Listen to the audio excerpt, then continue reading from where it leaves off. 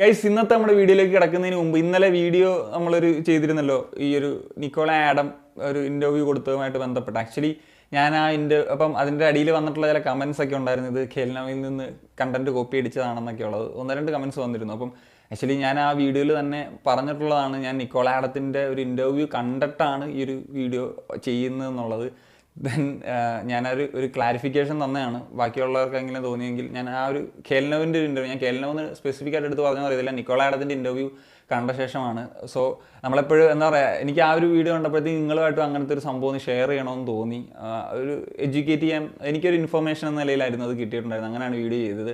So ഏതാണെങ്കിലും നമ്മൾ ഇന്നത്തെ ഒരു വീഡിയോ എന്ന് പറയുന്നതും എന്താ എല്ലാവർക്കും ഇൻട്രസ്റ്റിംഗ് ആയിട്ടുള്ള കണ്ടന്റ് ആണെന്ന് അറിയത്തില്ല, പക്ഷേ ഇന്ത്യൻ ഫുട്ബോൾ ഫോളോ ചെയ്യുന്നവർക്ക് അല്ലെങ്കിൽ നമ്മുടെ ഒരു യൂത്ത് ഫുട്ബോളൊക്കെ ഫോളോ ചെയ്യുന്നവർക്ക് ഒരു ഇൻട്രസ്റ്റിംഗ് ആയിട്ടുള്ള കണ്ടന്റ് ആണെന്ന് തോന്നുന്നു. കാരണം എന്ന് വെച്ച് കഴിഞ്ഞാൽ നമ്മുടെ അണ്ടർ-17 അണ്ടർ-20 ഒരു മത്സരങ്ങളൊക്കെ വരാനിരിക്കുകയാണ്, ക്വാളിഫയർ AFC ക്വാളിഫയർ മത്സരങ്ങളൊക്കെ വരാനിരിക്കുകയാണ്. അപ്പം ഇതിൻ്റെ ഡ്രോസ് വന്നു കഴിഞ്ഞാൽ എൻ്റെ പോർട്ട് ഏതൊക്കെ പോർട്ടിലാണ് നമ്മളുള്ളത് എന്നൊക്കെ ഉള്ളത് അറിഞ്ഞു കഴിഞ്ഞു. ഇപ്പം അണ്ടർ-17 നോക്കി കഴിഞ്ഞാൽ നമ്മൾ പോർട്ട് 1-ലാണുള്ളത്, അതുപോലെ അണ്ടർ-20 നോക്കി കഴിഞ്ഞാൽ നമ്മൾ പോർട്ട് 3-ലാണുള്ളത്. നമ്മളപ്പം അണ്ടർ-20 നമുക്ക് എലിജിബിൾ ആയിട്ടുള്ള നല്ല ടാലൻസ് ആരൊക്കെ ഉണ്ട് എന്നുള്ളൊരു കാര്യമാണ് ഇന്നത്തെ ഒരു വീഡിയോയിൽ നമ്മൾ സംസാരിക്കാൻ പോകുന്നത്. അണ്ടർ-17 സ്ഥിരമായിട്ട് ക്വാളിഫിക്കേഷൻ നേടുക, നന്നായിട്ട് പെർഫോം ചെയ്യുന്നതുകൊണ്ടാണ് നമുക്ക് പോർട്ട് 1 കിട്ടിയത്. അണ്ടർ-20 നമ്മൾ അങ്ങനെ ക്വാളിഫിക്കേഷൻ നേടാറില്ല, അതുകൊണ്ടാണ് നമ്മൾ പോർട്ട് 3-ലായി പോയത്. എന്താണെങ്കിലും ഞാൻ അണ്ടർ-17 ഒരു സ്ക്വാഡിനെ പറ്റി സംസാരിക്കുന്നില്ല. കാരണം എന്ന് വെച്ച് കഴിഞ്ഞാൽ, കാരണം ഏതൊക്കെ പ്ലേയേഴ്സ് ആണ് എന്നുള്ളതൊക്കെ നമ്മൾ അണ്ടർ-16 ലീഗൊക്കെ കണ്ട് അങ്ങനെയൊക്കെ മനസ്സിലാക്കി മാത്രമേ അറിയാൻ പറ്റുള്ളൂ. കാരണം അത് ഇച്ചിരി റിസ്ക് ആണ്. പക്ഷേ അണ്ടർ-20 ആകുമ്പോൾ നമുക്ക് കുറച്ചും കൂടി വിസിബിൾ ആണ്. കാരണം RFDLോ സ്റ്റേറ്റ് ലീഗോ അല്ലെങ്കിൽ ഈവൻ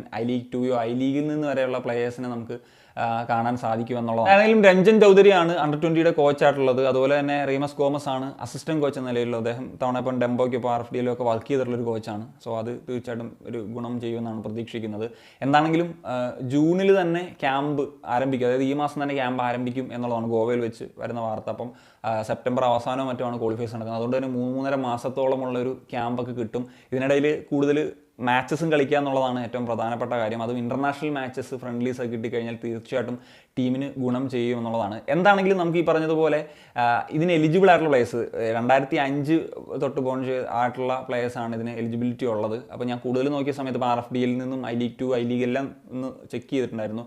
അപ്പോൾ ആ ഒരു സമയത്ത് കൂടുതലും പഞ്ചാബ് FC റിസർവ് സൈഡിൽ നിന്നുള്ള കുറച്ചധികം നല്ല പ്ലേയേഴ്സ് ഉണ്ട്. അവർ ഇത്തവണ RFDL പിൻ ചെയ്തിട്ടുള്ള ടീം കൂടിയാണല്ലോ. അതുപോലെ ഈസ്റ്റ് ബംഗാളിൽ നിന്ന് കുറച്ച് പ്ലേയേഴ്സിനെ കണ്ടെത്താൻ സാധിച്ചു, BFC നിന്നും കണ്ടെത്താൻ സാധിച്ചു. പക്ഷേ മുത്തൂറ്റും ഈ പറഞ്ഞ സെമിഫൈനൽസ് കളിച്ചാണ്. പക്ഷേ ഞാൻ നോക്കിയ മിക്ക പ്ലേയേഴ്സും അവരൊരു ഇതിന് എലിജിബിൾ അല്ല. കാരണം അവർക്ക് ഈ 2005 മേളിൽ ജനിച്ചിട്ടുള്ള പ്ലേയേഴ്സ് ആണെന്നുള്ളതാണ്. അതാണെങ്കിലും നമുക്ക് ഈ ഒരു പ്ലേയേഴ്സിനെ പറ്റി നോക്കുന്ന സമയത്ത് നമുക്കറിയാം ഇന്ത്യയിൽ ഏറ്റവും ദാരിദ്ര്യമുള്ള ഒരു പൊസിഷനാണ് സെൻട്രൽ ഫോർവേഡ്സ് എന്ന് പറഞ്ഞാൽ. എന്നാൽ എനിക്ക് ഈ അണ്ടർ-20 പ്ലേയേഴ്സിൻ്റെ എലിജിബിൾ ആയിട്ടുള്ള ഈ ഒരു ലിസ്റ്റ് നോക്കിയ സമയത്ത് ഏറ്റവും കൂടുതൽ എനിക്ക് കാണാൻ സാധിച്ചത് സെൻട്രൽ ഫോർവേഡ്സ് ആയിട്ടുള്ള താരങ്ങളെയാണ് എന്നുള്ളതാണ്.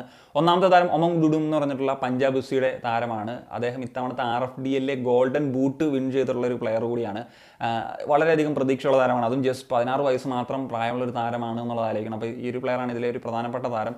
മറ്റൊരു താരം എന്ന് വെച്ചാൽ സാഹിൽ ഹരിജൻ എന്ന് പറഞ്ഞിട്ടുള്ള യുണൈറ്റഡ് SC എന്ന് പറഞ്ഞിട്ടുള്ള I-League 2 കളിച്ചിട്ടുള്ള ക്ലബിൻ്റെ പ്ലെയറാണ്. അദ്ദേഹം I-League 2 സെക്കൻഡ് ടോപ്പ് സ്കോററൊക്കെ ആയിരുന്നു. ഈ പറഞ്ഞാൽ 18 വയസ്സൊക്കെ ഉള്ളൂ. നല്ല ഒരു പ്ലെയർ എന്ന നിലയിൽ ഐഡൻറ്റിഫൈ ചെയ്യുന്ന താരമാണ്. അതുപോലെ രമേഷ് സിംഗ് എന്ന് പറഞ്ഞിട്ട് സുദേവയിൽ കളിച്ചിട്ടുള്ള ഒരു പ്ലെയറുണ്ട് I-League 2 തന്നെ, ടോപ്പ് സ്കോറേഴ്സിൻ്റെ ലിസ്റ്റിൽ ടോപ്പ് 5 തന്നെ ഉണ്ടായിരുന്നു.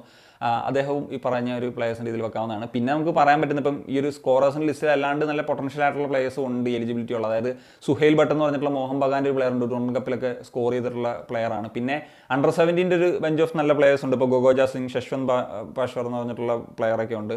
അദ്ദേഹം ഇവർ രണ്ടുപേരും BFCയിലാണ് നിലവിൽ, അവർ റിസർവ് സൈഡിൽ ഭാഗമായിട്ടുള്ളവരാണ്. നിങ്ങൾക്ക് ഒരുപക്ഷെ അണ്ടർ-17 കഴിഞ്ഞ വർഷം AFC കപ്പൊക്കെ കണ്ടിട്ടുള്ളവരാണെങ്കിൽ ഒരുപക്ഷെ അറിയായിരിക്കും. വിംഗേഴ്സ് ആൻഡ് മിഡ്ഫീൽഡേഴ്സിലേക്ക് വരുമ്പോഴത്തേക്കും പ്രധാനപ്പെട്ട ഒരു വിംഗറാണ്, നമ്മൾ ഇന്നലെ മസ്റ്റ് വാച്ച് ഔട്ടിൽ കൂടി സംസാരിച്ചിട്ടുള്ളൊരു പ്ലെയർ ആണ് മുഹമ്മദ് സുഹൈൽ.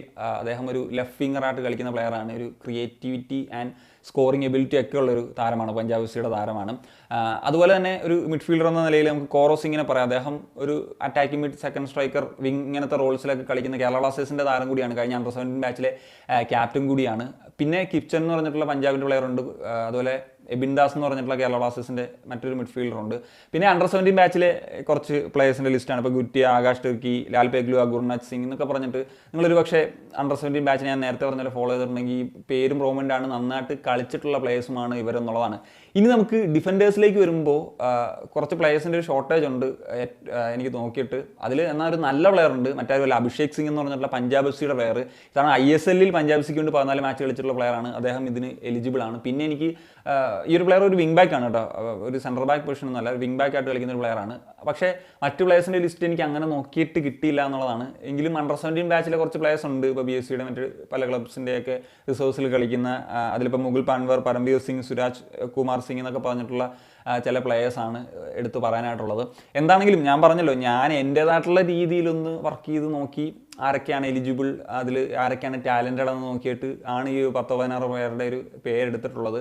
എന്താണെങ്കിലും പറഞ്ഞാൽ ജൂൺ മാസത്തിൽ ക്യാമ്പ് തുടങ്ങും, ഒരു 3-3.5 മാസം ക്യാമ്പുണ്ട്. അപ്പോൾ എന്താണെങ്കിലും ഒരു ക്യാമ്പിലേക്ക് 10-35-40 പേരെ ഇൻവൈറ്റ് ചെയ്യും, അല്ലെങ്കിൽ ഒരു സ്ക്വാഡിൽ ഉൾപ്പെടുത്തും. പിന്നീട് ആ ഒരു ഷൂട്ടിംഗ് ഒക്കെ നടന്നിട്ടായിരിക്കും ഒരു ഫൈനൽ 25 ഒക്കെ ആയിട്ട് മാറി ക്വാളിഫിക്കേഷനൊക്കെ പോകുന്നുണ്ടാകുക. എന്താണെങ്കിലും കോച്ചും അതുപോലെ അസിസ്റ്റൻറ്റ് കോച്ചും ഒക്കെ ഉറപ്പായിട്ടും നമ്മളെക്കാൾ എന്താണെങ്കിലും സ്കൗട്ടിങ് കാര്യങ്ങളൊക്കെ ചെയ്യുന്നുണ്ടായിരിക്കും. പ്രത്യേകിച്ച് അവർ ഇപ്പോൾ RFDLൊക്കെ കോച്ച് എന്ന നിലയിൽ വർക്ക് ചെയ്തിട്ടുള്ള ആളുകൾ വരെ ഉണ്ട്. അപ്പം അവരെന്താണെങ്കിലും സ്പോട്ട് ചെയ്തിട്ടുള്ള പ്ലേയേഴ്സ് ഉണ്ടാകും. ഇതിനോടൊപ്പം തന്നെ ഒരു 10-20 പ്ലേയേഴ്സിനെയും കൂടി ആഡ് ചെയ്യും. അപ്പം പറഞ്ഞ പോലെ ഡിഫൻസിലെയും അല്ലെങ്കിൽ മിഡ്ഫീൽഡിലെ പല മേഖലകളിലെയും പൊസിഷൻസിൽ ഇതൊക്കെ മാറിക്കിട്ടും. പിന്നെ ഗോൾ കീപ്പിംഗ് പൊസിഷനിൽ പറഞ്ഞാൽ സോംകുമാർ എന്നൊക്കെ പറഞ്ഞിട്ട് വിദേശ ലീഗിലൊക്കെ കളിക്കുന്നവരെ ഒരു പ്ലെയർ നമുക്ക് അവൈലബിൾ ആയിട്ടുണ്ട്. അങ്ങനെ ഞാൻ ആക്ച്വലി അണ്ടർ 20 എന്ന് പറഞ്ഞപ്പോഴത്തേക്കും തവണ ഒരു സാധാരണഗതിയിൽ നമുക്ക് ഈ ടൂർണമെൻറ്റ് ഒരു ക്വാളിഫൈ ആകാത്തതുകൊണ്ട് വലിയ പ്രതീക്ഷയില്ലാത്തതാണ്. പക്ഷേ എനിക്ക് ലിസ്റ്റ് നോക്കിയപ്പോഴത്തേക്കും ഇപ്പോൾ ഒരു 10-15 പേരുടെ ലിസ്റ്റ് നോക്കിയപ്പോൾ തന്നെ ഞാൻ എൻ്റേതായിട്ടുള്ള രീതി തന്നെ നോക്കിയപ്പോഴത്തേക്കും ഒരു നല്ല കുറച്ച് പ്ലേയേഴ്സിനെ കാണാൻ സാധിച്ചു. അതുപോലെ തന്നെ നമ്മുടെ സ്കൗട്ട്സും അല്ലെങ്കിൽ നമ്മുടെ കോച്ചിങ് സ്റ്റാഫ്സും ഒക്കെ അവർ ഞാൻ പറഞ്ഞില്ല സ്പോട്ട് ചെയ്തിട്ടുണ്ടായിരിക്കും. അപ്പം